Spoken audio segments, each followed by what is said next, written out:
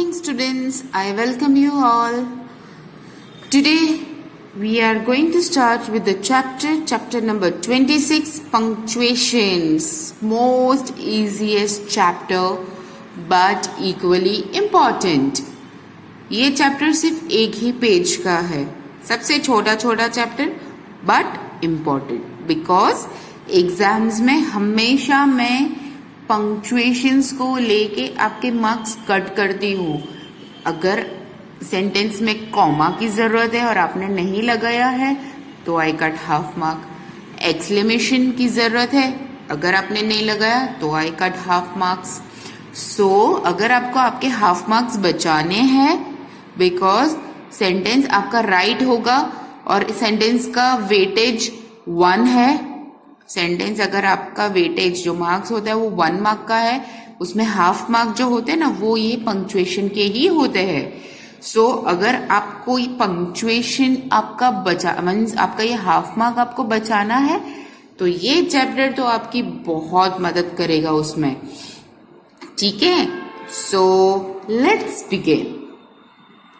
In this chapter, you will read about the functions of different punctuation mark. Punctuation mark are very important in making our writing meaningful. यही मैंने आपको बोला अभी just now कि punctuation आपका sentence भले correct होगा, लेकिन उससे पता चलता है कि आपका सेंटेंस कितना इम्पोर्टेंट है, कितना मीनिंगफुल है. वो राइटिंग स्किल में उसका एक इम्पोर्टेंट रोल होता है. ओके, सो आपको बहुत ही इजी फॉर्म में दिया गया है. देखो ये टेबल आपको बनाया आपके पास सब टेक्स्ट बुक के पेज नंबर 125. बहुत ही इजी फॉर्म में टेबल दिया गया है, तो सीखना तो बहुत ही इजी होगा क्योंकि आपने 4th और 5th में भी ये चीज सीखा है. Okay, so let's begin. First is full stop. Full stop में क्या होता है? Full stop ये जो है ये उसका सिंबल, ये उसका मार्क है. ठीक है, हमेशा हम सेंटेंस खत्म होने के बाद ऐसा फुल स्टॉप लगाते हैं ना. देखो यहाँ पे एग्जाम्पल में दिया हुआ है, द सन शाइन ब्राइटली. दिख रहा है, the sun shines brightly, full stop. अब फुल स्टॉप हम कब लगाते हैं? Marks the end of a declarative or an imperative sentence. Declarative और इम्पेरेटिव तो आपको पता है कि क्या होता है. ठीक है, सो जब आप कॉमनली कोई भी सेंटेंस पास करते हो या कोई भी इंफॉर्मेशन पास करते हो, मीन्स जिस सेंटेंस का कोई आंसर नहीं होता, आपने सेंटेंस लिखा है, आप क्वेश्चन पूछोगे, that is a different thing. लेकिन जब आप सेंटेंस फ्रेम कर रहे हो तो उसका आंसर नहीं होता है, यस नो, ये आंसर नहीं होता है. तो जिस सेंटेंस का आंसर नहीं होता है उसके पीछे हम क्या करते हैं? फुल स्टॉप लगाते हैं, because that sentence is complete. Okay, now we have the second punctuation, that is comma, and the comma symbol is this. Can you see this? In a bracket they have made. Okay, to mark the punctuation in a sentence, for listing things, for joining two thoughts or idea. What it means? To make a pause in a sentence, for a listening things, for joining two thoughts or idea. हम जब comma देखते हैं ना तो हम 1 या 2 second का pause लेते हैं. अब मैं आपको एक सेंटेंस जो एग्जाम्पल में दिया है, ये एक सेंटेंस पढ़ के बताती हूँ तो आपको समझ में आएगा. ठीक है, the woman walked fast but they stop to rest after a while. Now here what happened? हम यहाँ पे 2 एक्टिविटी हुई. क्या हुई? 2 एक्टिविटी हुई. जो वुमेन्स थी, मतलब जो सारी लेडीज थी, वो वॉक पे गई. सॉरी, वॉक पे गई नहीं, जो लेडीज थी वो फास्ट वॉकिंग किया उन्होंने. ठीक है, बट वो एक जगह पे रुके थोड़ा रेस्ट लेने के लिए. तो चले भी और रुके भी, ये 2 एक्टिविटी हुई. मीन्स ये दो थॉट हुआ, ये दो आइडियाज हुए, दो चीज हुई ना सेंटेंस में, तो उसे हम ज्वाइन करते हैं कॉमा से। जब सेंटेंस में आपको एक से दो या नाउन्स मतलब पर्सन नेम, प्लेस नेम दिखते हैं, तभी भी आप क्या करते हो, कॉमा का इस्तेमाल करते हो, पता है ना। ओके, सो मैंने कितना, सिर्फ 1 या 2 सेकेंड का पॉज लिया। The women walk fast but they stop to rest after a while. The leaf looked fresh, green and pretty. Okay, I went to the market and then I had an ice cream. दो activity हुई, comma लगा, दो thought हुआ, comma लगा, दो ideas आए, comma लगा। जहां पे भी आपको दो चीज को एक में फ्रेम करना है तो आप किसकी हेल्प लोगे, कॉमा की हेल्प लोगे। ओके, हमेशा दो चीज को हम ज्वाइन करते कॉमा की हेल्प से। फिर हमारे पास क्या आता है, थर्ड, कैपिटल लेटर।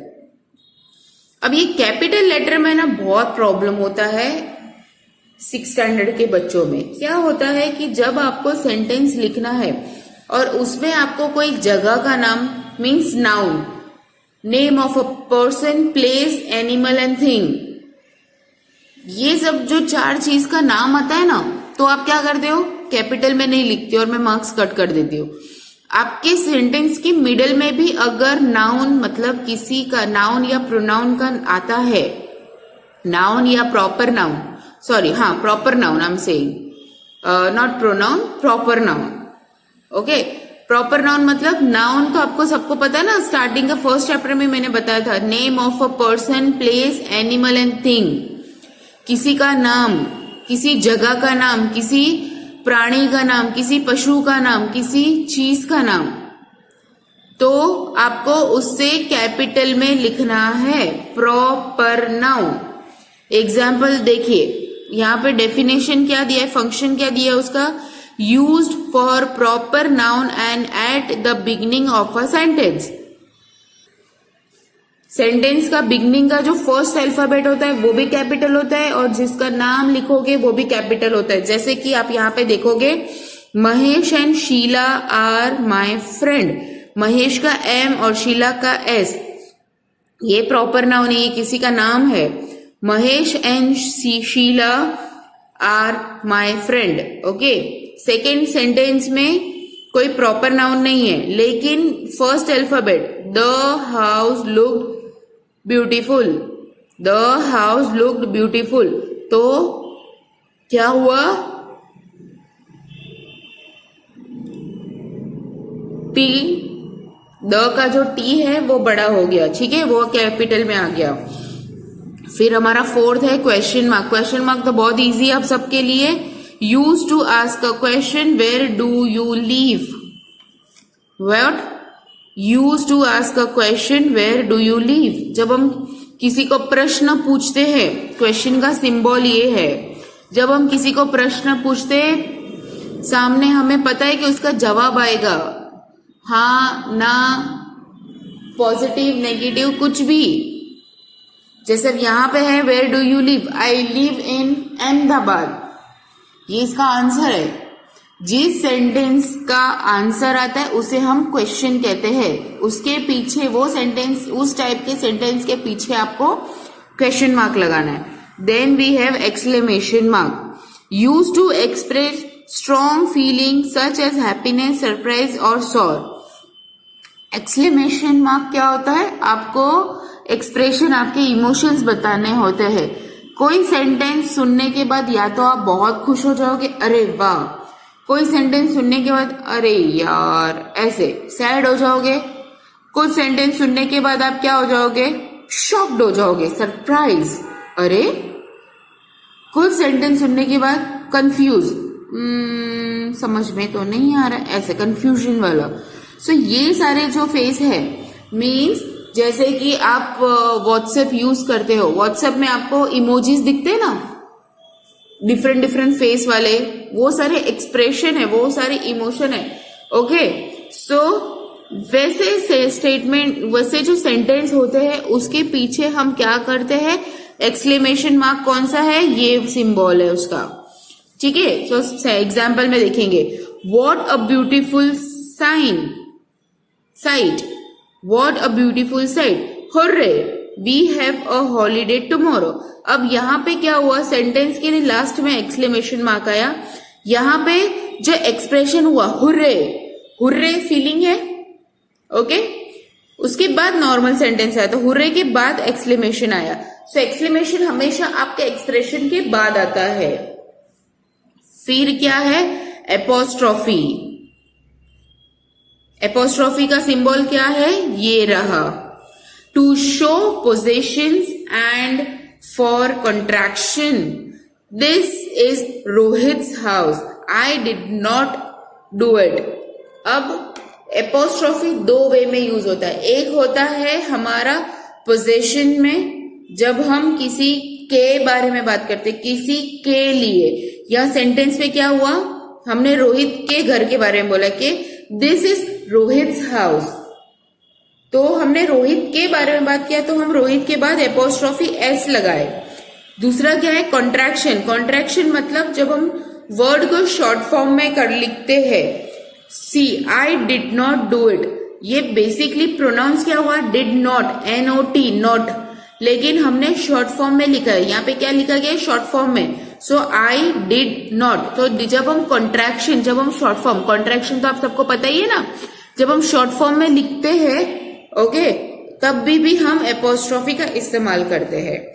फिर हमारा कौन सा है, कोलन, क्या है, कोलन, कोलन, ये दिख रहा है दो बिंदी वाला, ये कॉलन है, symbol of a semi column, column नहीं सेमी कॉलन, कॉलम मतलब वो एक पूरी लाइन हो जाती है, ठीक है।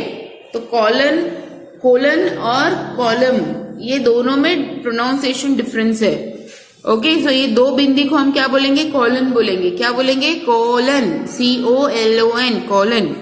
Use to introduce a list of, और used to introduce a list or what comes next, मतलब जब सेंटेंस में हमको किसी चीज का लिस्ट बनाना, जैसे हम लोग क्या बोलते हैं, answer the following question, question के बाद ऐसी दो बिंदी करते हैं, बराबर, choose the below given following words, दो बिंदी कर दिया, ओके। तो आपको पता है क्योंकि उसके नीचे वो कंटिन्यू ही है, जब सेंटेंस के नीचे आपको कोई लिस्ट बनानी है और आपको बताना है कि उसके बाद क्या आएगा, तो सेमी कॉलम कोलन देखने के बाद आपको पता चलेगा कि ये कंप्लीट नहीं हुआ, उसके पीछे कुछ है, लिस्ट आने वाली है। जैसे कि आपको एग्जाम्पल में क्या दिया है, मोहित कैन स्पीक 4 लैंग्वेज। अब यहाँ पे हमने मोहित के बारे में बताया कि वो 4 प्रकार की लैंग्वेज में बात कर सकता है, तो उसके बाद आपको पता है कि सेमी, ये देखो यहाँ पे ये कोलन बनाया है, तो आपको पता चलेगा कि उसके नीचे उसकी लिस्ट आने वाली है, मतलब ये सेंटेंस कंप्लीट नहीं हुआ है, कि उसको 4 लैंग्वेज आती है ये बोल के कंप्लीट नहीं हुआ है, उसके नीचे आपको लिस्ट पता है कि उसको कौन सी लैंग्वेज आने वाली है। सो ये सेमी कॉलन का आपको सिंबल है, ये कॉलन का सिंबल है जो आपको बताएगा कि उसके नीचे लिस्ट आएगी या तो ये सेंटेंस कंप्लीट नहीं हुआ है। English, Hindi, Bengali and Malayalam, okay, ये 4 लैंग्वेज है जो मोहित को आती है। फिर हमारा क्या आता है, सेमी कॉलम, मैंने आपको जैसे आपको बताया था ना, column semi column, colon semi column, so एक बिंदी और कॉमा होगा तो उसको क्या बोलेंगे, semi colon. Use to connect 2 independent clause, जब हम 2 इंडिपेंडेंट कॉज को, जब 2 इंडिपेंडेंट सेंटेंस को ज्वाइंट करते हैं तब हम क्या करते हैं, बिंदी और कॉमा सेमी कॉलम को लगाते हैं। Riya likes roses, she took good care of her rose garden. पहले हमने रिया की पसंद के बारे में बात किया, फिर हमने उसकी चीज के बारे में बात किया कि वो उस चीज का ध्यान भी रखती है, मतलब 2 इंडिपेंडेंट एक्टिविटी है, ओके। फिर आता है कोटेशन, कोटेशन क्या है, ऊपर 2 कॉमा करना, quotation mark. Use to quote exact word for title of short story और पोएम। जब हम कोई भी एग्जैक्ट वर्ड, स्पीकर या तो राइटर का हम जब एग्जैक्ट वर्ड या क्या कहते हैं सेंटेंस लिखते हैं, ओके, तब जो हम उसे हमें फ्रेम करना होता है तो हम क्या करते हैं, कोटेशन मार्क में फ्रेम करते हैं। जैसे कि आप यहाँ पे देख सकते हो, कोटेशन मार्क में फ्रेम करते हैं। Understood? You got my point? So इसी के साथ ये चैप्टर यहीं पे खत्म होता है। हाँ, आपके 2 से 3 चैप्टर्स के पीडीएफ शेयर करना बाकी है। सो मुझे आप कोई भी एक जन है ना मैसेज कर देना कि कौन से चैप्टर का पीडीएफ शेयर करना बाकी है मुझे पर्सनल में, ओके?